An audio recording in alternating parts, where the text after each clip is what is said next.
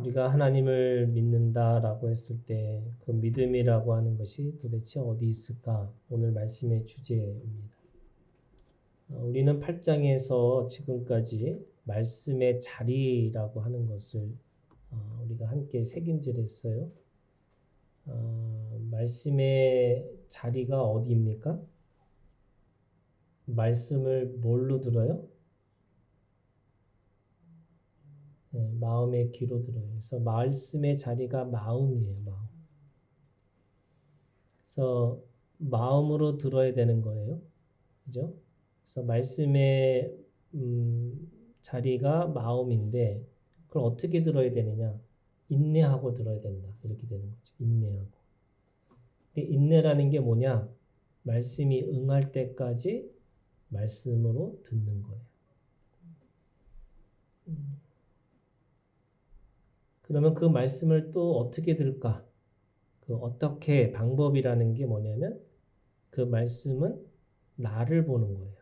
특별히 내 마음을 보는 거죠. 그래서 그 말씀이 나를 비춰서 내가 누구인지 또 하나님이 누구이신지를 정확하게 알게 되는 거죠. 그렇게 되면 눈이 밝아지는 거예요. 새로운 관계가 보이기 시작합니다. 사람들이 말씀이 뭔지를 잘 모르니까 관계를 혼동해요.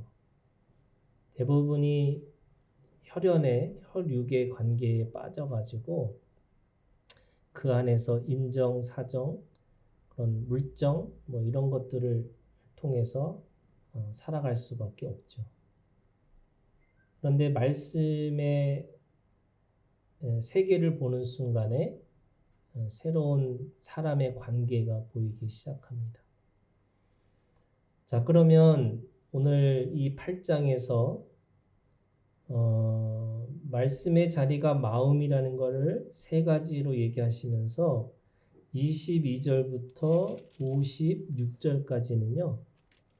그 말씀의 능력에 대해서 얘기하고 있습니다. 말씀의 능력, 이걸 생명력이라고 그래요. 그러니까 말씀의 자리가 오늘 우리에게 있어서 하나님의 주신 말씀을 내 마음에다가 지키고 있는 건데 근데 그 지키고 있는 것으로 끝나는 게 아니라요.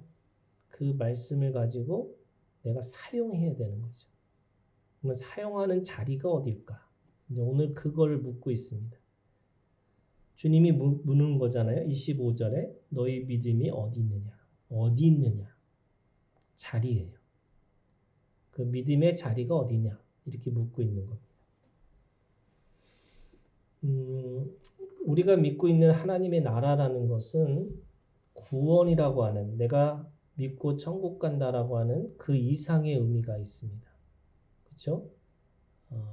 내가 믿는 구원이라는 것은 단순한 나의 변화뿐만 아니라 나의 회복뿐만 아니라 온 우주의 회복을 말하고 있어요. 거기에 포함되고 있는 것이 뭐냐면 이 물질 세계죠. 이 자연의 세계를 포함한 회복입니다.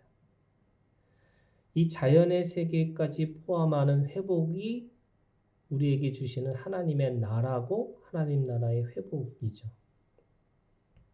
누가복음에서는 특별히 주님이 이 땅에 오셔가지고 선포하신 말씀이 하나님 나라의 희년이었습니다. 그 희년의 회복, 그것은 죄악의 억압으로부터 자유를 말하고 있고요.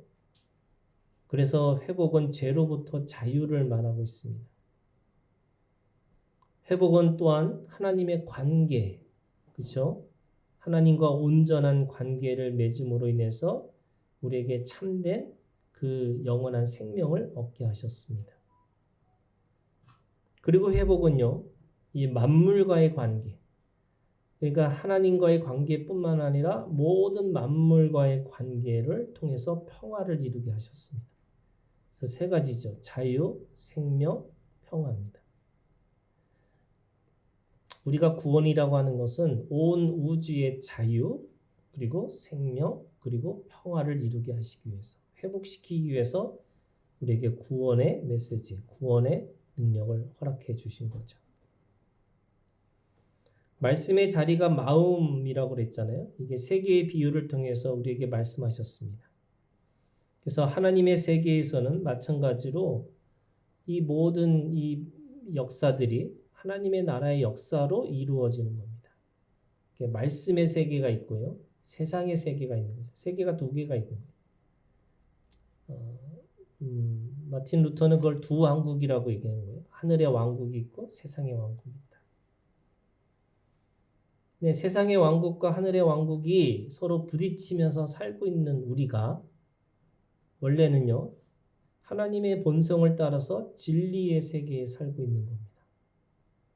그리고 그 진리 안에서 분명하게 하나님이 주시는 그 진리의 순서라고 하는 순리들이 있습니다. 그래서 진리가 되고요, 순리가 됩니다. 그 진리 안에서 순리대로 살면 그 안에 하나님의 섭리, 하나님의 경륜이라고 해요. 하나님의 역사 안에서 하나님의 큰 그림, 우리가 이해할 수 없고 우리가 도저히 설명할 수 없는 하나님의 세계가 있는 거죠. 그래서 세 가지, 진리, 순리, 그리고 섭리. 이게 어떻게 보면은 우리가 믿음의 삶으로 살아가는 우리들의 모습이라고 얘기할 수 있습니다. 근데 죄가 들어왔어요. 죄가 들어오고 나니까 진리가 거짓이 됐고요. 순리가 영리가 됐고요. 섭리가 우연이 됐습니다. 우연이라는 말은 기적을 말하고 있어요. 우연이 기적처럼 일어나는 거예요. 원래 우리가 살고 있는 세계는 하나님의 진리 안에서 그 진리 안에서 순리로 하나님의 섭리 가운데 살아야 되는데 죄가 들어오는 순간에 거짓이 진리가 됐고요. 비진리가 진리가 됐습니다. 우리가 살았던 순리가 영리가 되고 영리의 삶이 순리가 됐고요. 우연히 일어나야 되는 그 사건들이 원래는 자연이었는데 죄가 들어오고 나니까 자연 속에서 그것이 기적이 되었습니다. 제가 왜 이렇게 설명하고 있냐면 오늘 이 말씀 속에서 복음의 능력이라는 게 뭐냐? 거짓을 진리로 바꾸고 순리에 있던 거를 이게 사실은 영리였으니까 영리가 순리가 되는 역사고 하나님의 이 섭리 가운데 있어야 될 사건들이 우리한테는 그걸 기적처럼 보이는 거죠. 그래서 오늘 22절부터 이 세 가지 복음의 능력이라고 하는 것은 사람들의 일반적인 시각에서 보면 그게 기적이에요. 그런데 하나님의 나라에서는요, 그게 자연입니다. 자연스러운 거예요. 그런데 너무나 드문드문 일어나기 때문에 그게 기적처럼 보이는 거죠. 우연처럼 느껴집니다. 그래서 사람들은 이 기적의 역사를 어떻게 생각하고 있냐면 21세기에서는 이 말씀은 도저히 설명할 수 없는, 이성적으로 설명할 수 없는 거니까 그냥 이거는 그냥 종교의 영역, 우리들의 삶의 밖의 영역이라고 이야기하고 있는 건데 사실은 이 역사들이 우리들에게 일상적으로 일어나야 될 사건이라는 거예요. 자연이 돼야 된다는 거예요. 왜요? 그게 믿음의 세계이기 때문에 그래요.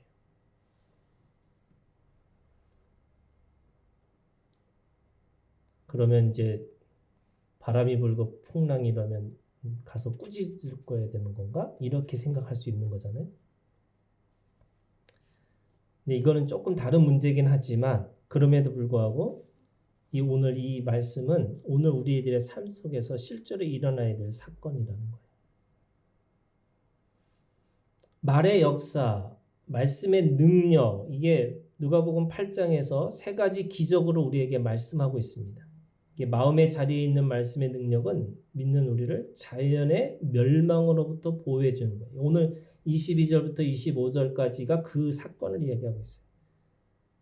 복음은 그냥 마음으로부터 평화만 이루어지는 게 아니라 복음의 능력, 생명력이 실제적인 자연의 현상 속에서 나타나야 된다는 거예요. 두 번째는요. 이 26절부터 다음 주 설교인데 귀신들의 지배로부터 벗어나야 되는 것.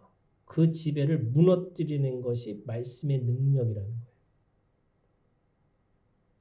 거예요. 기존 질서, 기존의 지배를 우리가 당연하게 그걸 자연으로 받아들이는 게 아니라 그거를 깨트리고 새로운 질서, 새로운 지배를 만들어가는 것이 원래는 우리에게 순리고 진리라는 거예요.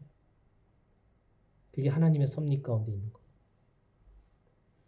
그리고 마지막에 이 역사라는 것은 죽음을 극복하는 기적이었어요.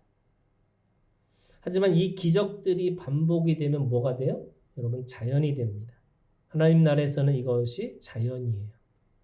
귀신들의 지배를 무너뜨리고 죽음을 극복하는 사람들로 회복하셨기 때문에 우리는 멸망하지 않는다라고 하는 그 진리와 순리 가운데 있는 것이. 이것이 하나님 나라의 자연입니다.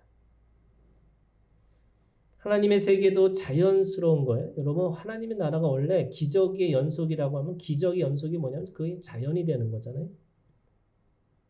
신앙은 하나님 나라의 자연스러움으로 살아가는 것을 말합니다. 자유와 생명과 평화를 이루는 말씀의 능력이 오늘 멸망하지 않는 인생, 세상의 지배를 거부하는 영의 인생, 죽음을 두려워하지 않는 영생을 살게 합니다. 그렇게 사는 것이 자연스러운 것이고요. 당연한 것입니다. 요한일서 3장 13절 형제들아 세상이 너희를 미워하여도 이상히 여기지 말라. 이 세상이라는 게 세상의 거짓 영이 다스리고 그리고 영리의 삶이고 우연으로 이루어진 연속들의 이야기, 그 삶이 세상이에요.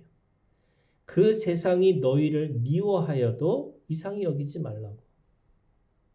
왜냐하면 예수 그리스도를 통해서 진리가, 순리가, 그리고 하나님의 섭리가 바로 우리 가운데 시작됐다고 말씀하고 있는 겁니다. 오늘 말씀에 이 기적에 기록된 사건들을 우리가 기적으로 표현하기보다는 하나님 나라에서는요, 그냥 자연입니다. 우리가 예수로 사는 것은 당연하고 가장 자연스러운 모습이에요. 폭풍 속에서도 세상의 영을 꾸짖고 귀신의 영을 내쫓고 죽음의 영에게 지지 않는 인생, 그걸 우리에게 그렇게 허락하셨습니다. 이게 복음의 능력, 말씀의 능력입니다. 예수 안에 있는 우리에게 자연스러운 모습인 것을 분명하게 깨닫고 있어야 된다고 말씀하고 있는 거예요. 하나님의 나라, 우리가 천지 창조의 창세기 1장의 말씀이 하나님이 천지, 보이지 않는 것과 보이는 것을 창조하셨어요. 뭘로 창조하셨어요? 말씀으로. 그리고 그 말씀으로 창조하신 세계를 사람에게 위임하고 위탁하셨죠. 그리고 세 가지의 명령을 하세요. 충만하고 번성하고 다스리라. 충만이라고 하는 것은 사람을 통해서, 그러니까 예를 들면 아무리 자연이 노력을 하고 애써도 99라면 그 한 가지 사람이라는 걸 통해서 충만해지는 거예요. 그래서 사람으로 인해서 자연이 충만해질 수 있는 거죠. 그리고 번성하라. 그건 자연과 함께 봄, 여름, 가을이라고 하는 그 시간 속에서 함께 번성, 함께 그 안에서 자라나라고 하시는 거예요. 그리고 다스리라. 그 다스림이라는 것은 뭐냐면 철저하게 그 자연을 통해서 자연이 자연다워지게 하는 것. 이거를 이 다스리라는 말을 다르게 얘기하면요, 섬기라는 겁니다. 철저하게 자연을 섬김을 통해서 자연을 사용하고 그것을 통해서 청지기로서 그 일을 가꾸라는 거예요. 자연을 가꾸고 살도록 우리를 부르셨습니다. 그것이 다스리라는 거예요. 사람의 타락은 자연의 파괴로 나타납니다. 사람의 타락은 자연을 영원한 미완성으로 남겨둡니다. 사람의 타락은 자연의 본성을 잃어버리게 하고요. 그렇기 때문에 사람의 회복을 통해서 자연이 그렇게 온전해지고 완전해지기를 고대하고 있습니다. 그것이 로마서 8장 19절에서 20절 말씀. 피조물이, 이게 자연이에요.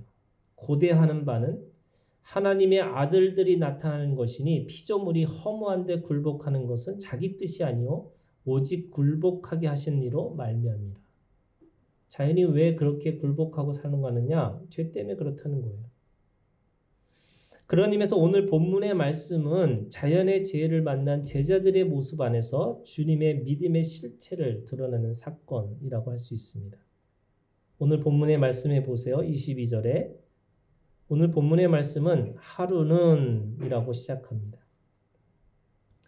이 하루는 한날의 하루가 아니고요.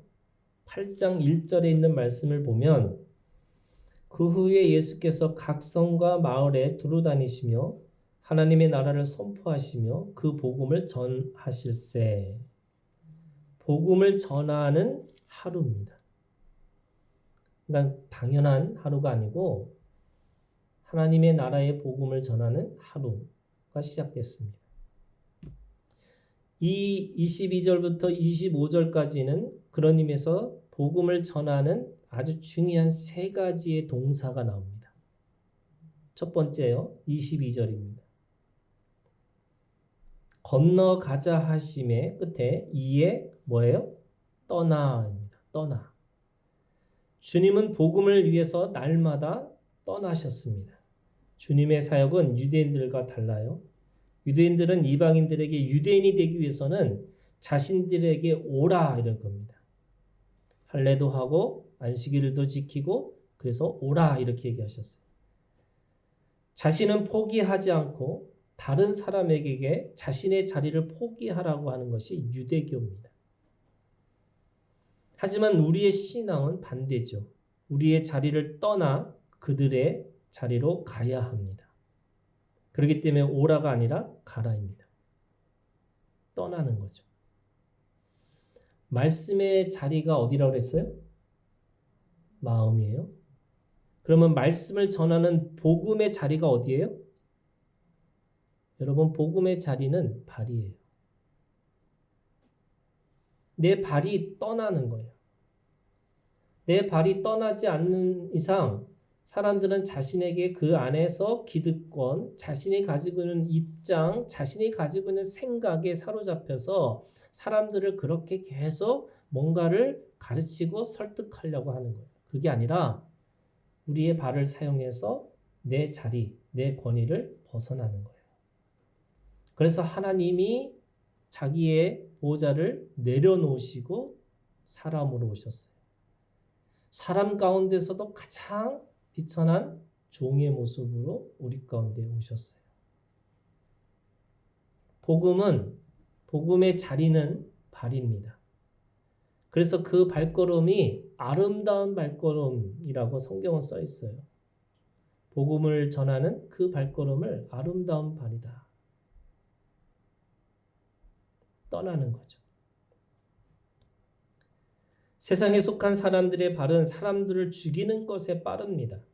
하지만 하늘에 속한 사람들의 발은 사람을 살리는 것에 빠르는 거죠.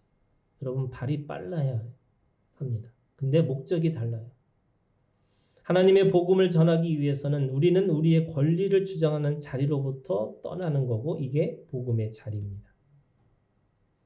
그리고 두 번째, 주무시고 계신 주님이 제자들의 성화에 잠에서 깨어나셨습니다. 잠에서 깨어나신 주님은 자연의 바람과 물결을 꾸짖으셨다. 그래서 자연도 인격적으로 그렇게 대우하시면서 꾸짖으셨다고 하는 말은 명령입니다. 선포입니다. 하나님의 말씀을 선포하시고 있는 겁니다. 이것이 24절, 25절에 바로 두 번째 동사, 선포입니다. 말씀의 자리가 마음이라고 했죠. 여러분, 복음의 자리가 발이라고 했습니다. 그러면 복음의 능력, 말씀의 능력, 그 말씀의 자리가 어디예요? 계속 자리만 얘기해서 죄송하지만 입이죠. 입술입니다.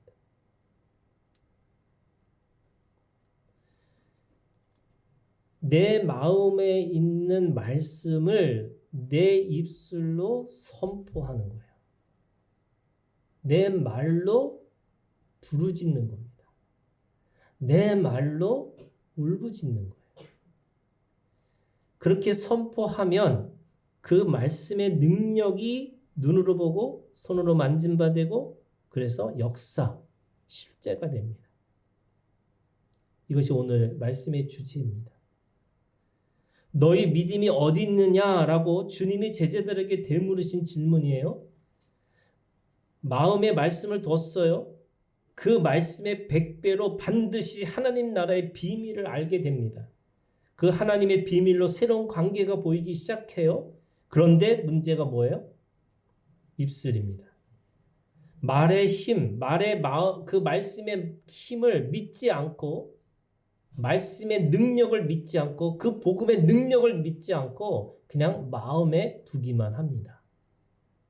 입술에 울부짖음, 그 입술에 선포가 없는 거죠. 오순절 다락방에서 성령의 역사가 말에서부터 시작했습니다.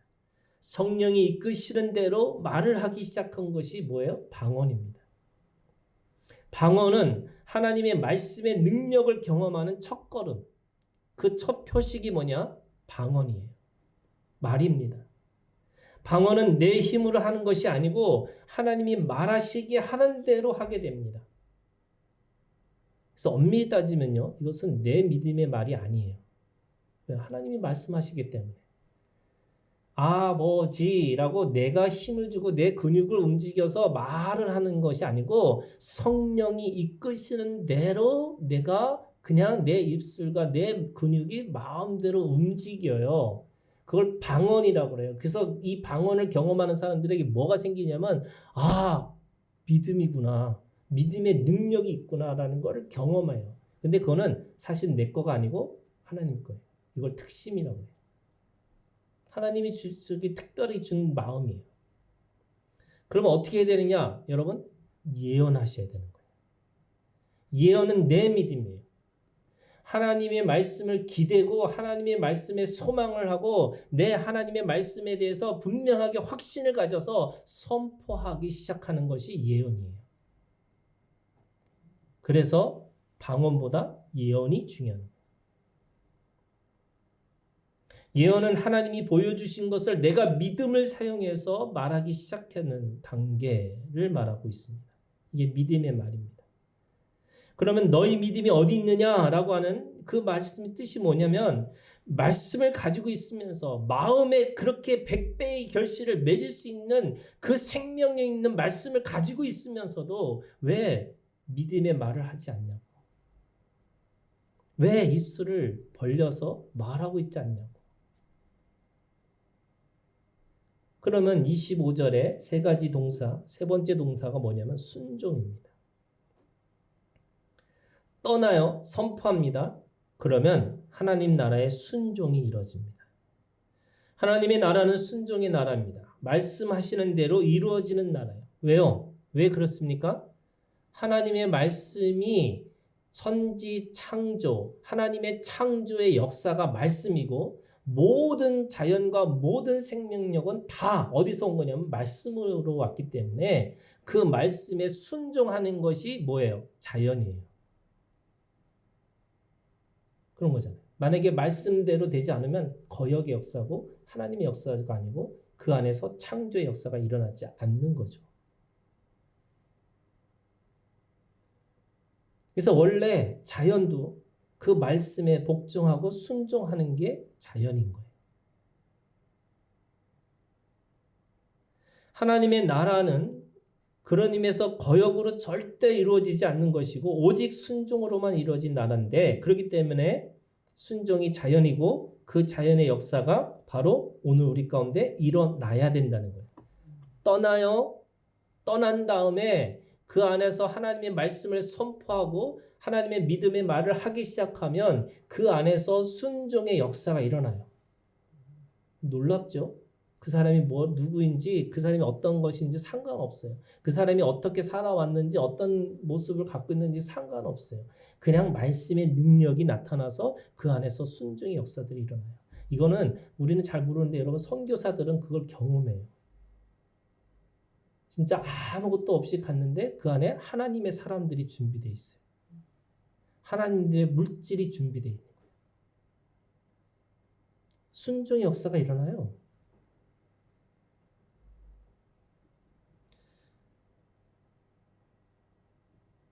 그런데 왜 제자들이 놀랐을까요? 제자들이 왜 놀랐어요? 한 번도 그런 걸 본 적이 없어요. 다 세상에 살고 있는 사람들이. 말씀의 세계, 하나님의 세계를 보지 않았으니까 그거를 놀라워하고 그거를 기적이라고 표현하고 있어요. 죄로 말미암아 자연도 순리가 영리가 되고 그 영리로 인해서 파괴적이고 사망의 요소처럼 느껴졌기 때문에 그런 거죠. 여러분 23절에 보세요. 마침 광풍이 호수로 내리치며, 내리친다는 게 어떤 죽음으로 내몰고 있는 자연의 재해를 그대로 표현하고 있습니다. 이것이 마귀에게 빼앗긴 세상의 모습을 말합니다. 어둠의 세력에게 사로잡혀서 자연도 하나님을 대적하는 모습이에요. 그러나 주님은 말씀으로 이 모든 것을 평정하셨습니다. 이 사건은 일시적인 사건이었죠. 하지만 마지막에 주님의 십자가의 죽음과 부활의 사역으로 하늘과 땅의 권세가 주님에게 넘겨졌어요. 이게 말씀이에요. 그리고 그 권세는 또한 믿는 우리에게 주어졌어요. 자연을 다스리는 권세를 우리에게 주셨습니다. 그것이 회복이에요. 그렇기 때문에 믿는 우리에게도 순종의 역사가 일어나야 하는 거고 그것이 기적이 아니고 자연이 되어야 하는 거죠. 순종의 자연스러움이 우리가 믿음의 역사를 살아가는 참된 그리스도인의 모습이라는 것을 잊지 말아야 되는 거예요. 그럼 너희 믿음이 어디 있느냐라고 하는 신앙이 뭐예요? 여러분 입술의 신앙이죠. 근데요, 사람들이 생각하는 거예요. 그러면 내가 뭐든지 말하면 되는 건가? 이게 하면 된다는 신앙이 아니에요. 예를 들면 내가 말하면 우주의 기운이 움직여서 나를 위해서 나를 중심으로 우주가 다 움직인다. 뭐 그런 종교도 있고 그런 이야기를 믿는 사람들도 있어요. 그래서 긍정의 언어를 얘기해야 된다. 뭐 이렇게 얘기하는 사람들도 있어요. 근데 여러분 분명하게 아셔야 돼요. 내가 말하고 싶은 걸 말하는 게 아니라 내 마음에 있는 뭐에 대해서 말하는 거예요? 하나님의 말씀을 말하는 거예요. 내 생각과 내 입장에 말을 하는 게 아니라 하나님의 말씀을 전하는데 어디에 있는 말씀이에요? 내 마음에 있는 말씀이에요. 그러면 하나님의 말씀이 어떤 말씀일까요? 사람들이 이렇게 얘기하는 거예요. 내가 말하는 대로 그대로 자연도 순종하고 세상 것도 다 순종할 거다. 이게 논리적으로 맞는 말이에요, 원래는. 왜요? 하나님이 우리한테 그런 권세를 주셨으니까. 근데 내 욕심과 내가 가지고 있는 어떤 야망을 가지고서 내가 마음대로 하는 거냐? 그게 그런 말을 하고 있는 거냐? 그런 게 아니죠. 하나님의 말씀은 결국 사랑이잖아요. 하나님의 말씀은 결국 함께 살아가는 거잖아요. 하나님의 말씀은 결국 누군가를 섬겨주는 거잖아요. 그러면 내가 그 말을 할 때는 누가 어떤 순종이든 어떤 역사든 그 안에서 사랑의 결과, 생명의 역사, 그 섬김의 역사들이 드러나는 거잖아요. 그런데 사람들은 이거를 좋은 마음을 가지고 내가 말하고 싶은 거를 말하면 우주의 기운이 움직여서 나를 위해서 쓸 거다 이렇게 생각하는 거예요. 그거 아니에요, 여러분.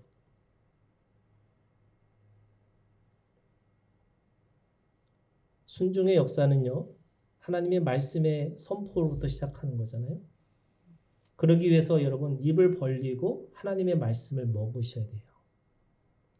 하나님의 말씀이 채워지면 우리의 몸이 말씀의 체질로 변하게 되어 있어요. 그 체질로 변한 몸으로 말을 합니다. 말하면 하나님의 사랑이 드러납니다. 말하면 하나님의 사랑의 관계가 세워집니다. 말하면 하나님의 사랑의 섬김으로 드러납니다. 이것이 말씀의 능력이고 복음의 능력이에요. 이 복음의 능력이 나타나야 진짜죠. 그런데 왜 제자들은 그렇게 믿음을 사용하지 않았을까? 여러분 읽어보셨지만 너무 놀랍지 않아요? 누가복음 8장 22절에 있는 말씀하고요.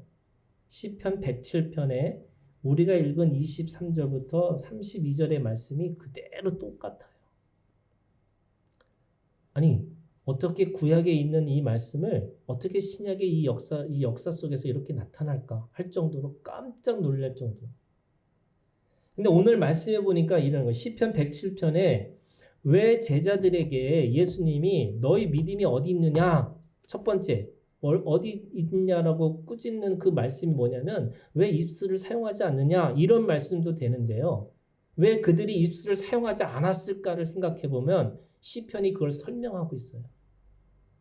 시편 107편 23절에 뭐라고 말하고 있냐면 배들을 바다에 띄우며 큰 물에서 일을 하는 자는 무슨 말이에요?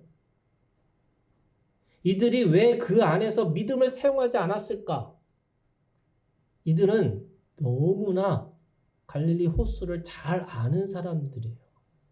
이미 배를 알고 이미 물길을 잘 아는 사람들이에요. 그래서 그들은 그 안에서 믿음을 사용할 필요가 없다고 생각하는 거예요.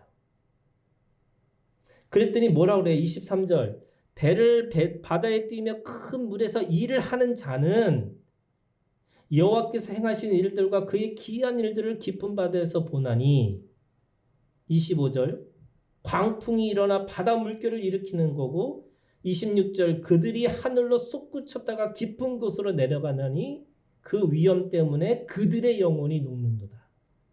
아니 아는 자인데 그렇게 그 속에서 그렇게 일을 하는 자들인데 그들이 상상도 못할 그런 사건을 만나고 나니까 재해를 만나고 나니까 그 영혼이 녹아요. 27절에 이리저리 구르며 취한 자같이 비틀거리니 그들의 모든 지각이 혼돈 속에 빠지는도다.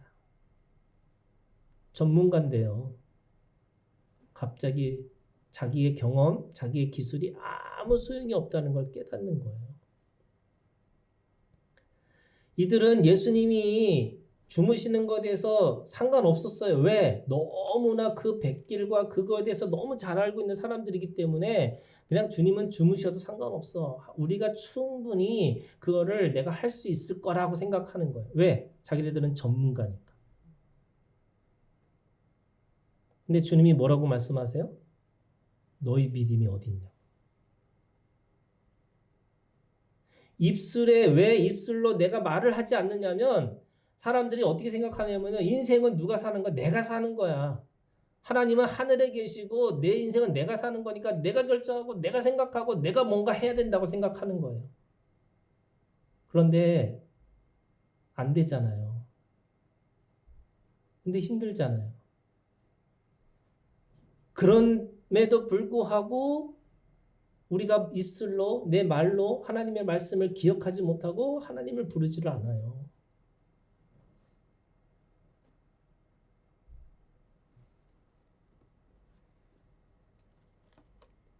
시편 107편에 있는 말씀에 보면 28절에 이렇게 됩니다.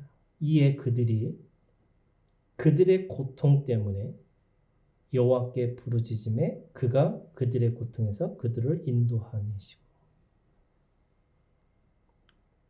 고통 때문에 하나님 앞에 부르짖어요. 입을 열었습니다. 고통의 부르짖음이 비명이 아니에요. 이 울부짖음은 한숨도 아닙니다. 이 고통의 부르짖음은 주님을 부르는 초청이고 구원이고 생명이에요. 그렇기 때문에 이 부르짖음을 통해서 주님을 불러서 말씀을 책임지라고 말씀을 선포하는 겁니다. 이것이 믿음의 고백이고 복음의 능력이에요. 그런 의미에서 여러분 세 가지 입술을 선포하라고 하는 오늘 시편의 본문은 우리에게 세 가지를 얘기하고 있어요. 첫 번째가 28절에 부르짖는 거예요. 부르짖으라고. 우리의 고통은 가장 익숙한 자리에서부터 시작됩니다. 인생의 전문가라고 생각하는 사람에게 인생의 고통이 따르는 거고요. 내가 이 분야에서도 누구보다도 뛰어나다고 생각하는 그 분야에서 사실은 고통의 시작이 됩니다. 관계의 행복을 추구하는 사람은 고독의 자리를 통과해야 하는 것처럼, 물질을 부릴 수 있는 사람은 가난의 자리를 통과해야 되는 것처럼, 평화의 나라를 살아가고 싶은 사람은 역동과 혼돈을 통과하는 것처럼, 사실은 그 통과하는 자리가 능력이고 힘이고 권세인데, 그 능력과 힘과 권세가 어떻게 나타나느냐, 그 막판에 마지막에 죽을 것 같은 그 고통 속에서 하나님 앞에 부르짖는 거예요. 예수님은 죽음의 자리를 통과하셔서 생명의 권세를 가지게 됐는데 주님도 부르짖으셨죠. 나의 하나님, 어찌하여 나를 버리시나이까. 우리의 부르짖음도 하나님을 불러야 되는 거죠. 주님의 말씀을 마음에만 두지 않고 입을 크게 벌려서 주님을 외치셔야 되는 거죠. 여러분, 말씀을 새김질하고 말씀을 부른다는 게 결국 주님을 부르는 거고 하나님을 부르시는 거예요. 안다고 생각하지 말고, 내가 전문가라고 생각하지 말고 천지를 지으신 하나님 아버지께 구해야 되는 거예요. 이것이 믿음입니다. 믿음의 자리가 입술이고, 믿음의 자리가 어디예요? 내 삶에 가장 안락하고 내가 가장 잘 알고 있다고 하는 그 삶의 자리가 믿음의 자리예요. 그리고 두 번째, 여러분, 그렇게 부르짖으면서 30절에 뭐라고 말씀하고 있냐면 기뻐하라는 거예요. 그들이 평온함으로 말미암아 기뻐하는 중에 여호와께서 그들이 바라는 항구로 인도하시는도다. 떠난 자에게 반드시 도착할 곳이 있다는 거예요. 그러면 하나님은 떠나는 것도 하나님이 하실 거고 도착하는 것도 하나님이 하는 거예요. 그러면 우리는 그 과정 속에 뭐 하라고요? 기뻐하라고요. 기뻐하라고요.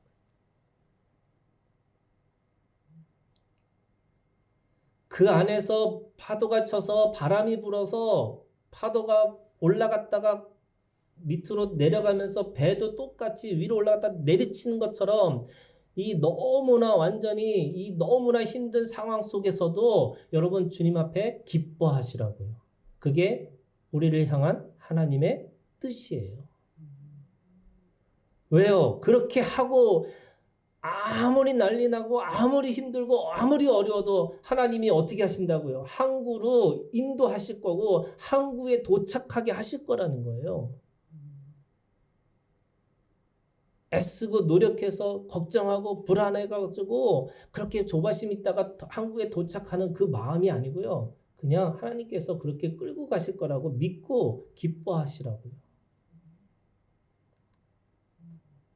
그럼 기뻐한다는 게 뭐예요, 여러분? 여러분, 감사의 말이에요. 감사의 말. 그리 아니하실지라도 그러나 그럼에도 불구하고 내가 감사하다고 말로 뱉으셔야 돼요. 말씀을 가지고 여러분 하나님께서 항구로 인도하실 거야 라고 그거를 말씀으로 선포하시고 기뻐하시라고요. 이것이 오늘 우리에게 주시는 하나님의 마음이에요. 그래서 하나님 마음이 오늘 우리에게 절대 감사라는 거예요. 상황 감사, 조건 감사가 아니라 하나님 말씀 안에 절대 감사. 항구로 반드시 끌고 가시겠다고. 세 번째는요, 32절입니다. 여러분, 부르짖고 기뻐하는 것은 나예요. 그런데 오늘 세 번째는 백성의 모임에서 그를 높이시며 장로들의 자리에서 그를 찬송하라는 거예요. 우리는 우리의 상황과 조건만 보면 감사할 수 없다고 생각하는데 그러면 여러분 뭘 봐야 돼요? 하나님 보시라는 거예요. 말씀 보라는 거예요. 그러면 하나님의 인자하심과 행하신 사랑의 일이 보이기 시작하고 우리는 그 사랑으로 주님을 찬양합니다. 감사는 개인적인 거지만 찬양은 공동체적인 것이고 하나님의 사람들이 함께 모여서 하나님을 높이면서 노래하고 있습니다. 하나님은 하나님의 사람들을 궁극적으로 뭘로 부르셨냐면 여러분 예배자로 부르셨어요. 그 예배자라는 게 여러분 최고의 친밀감의 자리가 예배입니다. 그 예배로 서로 함께 사랑하는 자가 되는 거고요. 우리는 모두가 예배자로 부르심을 받아서 우리의 입술을 통해서 주님을 찬양하기를 원하고 계세요. 하나님의 영광과 하나님의 임재를 우리의 입술로 고백하기를 원하고 계세요. 말씀으로 지어진 존재이기 때문에 존재의 가치는 말이기 때문에 오늘 우리가 말로 주님을 찬양하기를 원하고 계세요.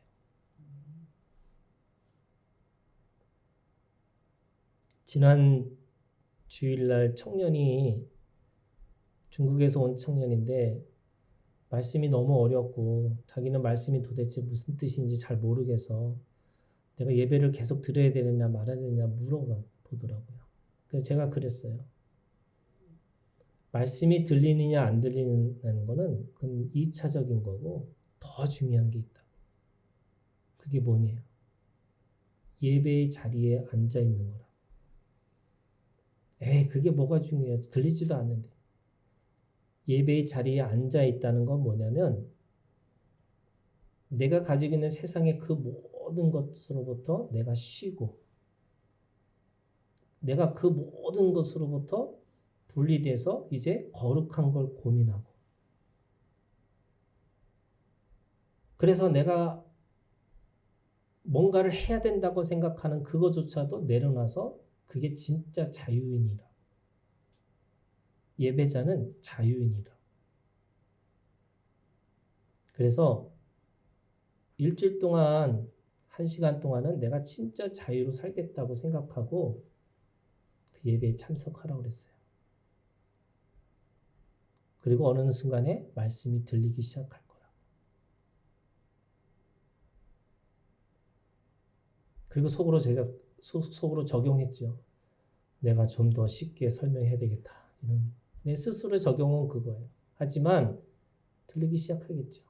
저는 인생을 진지하게 살고 성실하게 산 사람에게는 하나님 말씀은요 반드시 들리게 돼 있다고 생각해요. 제가 대단한 지식을 대단한 뭐를 전하는 게 아니에요. 그냥 사는 얘기하는 거고요. 생명 얘기하는 거예요. 근데 사는 얘기, 생명 얘기를 왜 어렵게 생각하느냐? 여러분 요즘에 유튜브에서 제일 많이 들리는 거가 뭔지 아세요? 부동산이에요. 재테크야. 거기 10만 명, 20만 명, 100만 명씩 모여가지고 그거 열심히 듣고 있어요.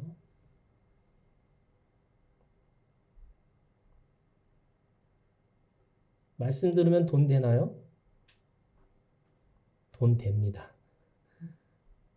근데 세상의 돈이 아니고 진짜 하나님 앞에서 가치 있고 의미 있게 쓸 수 있는 돈이 생겨요. 여러분 믿음의 자리가 어디예요?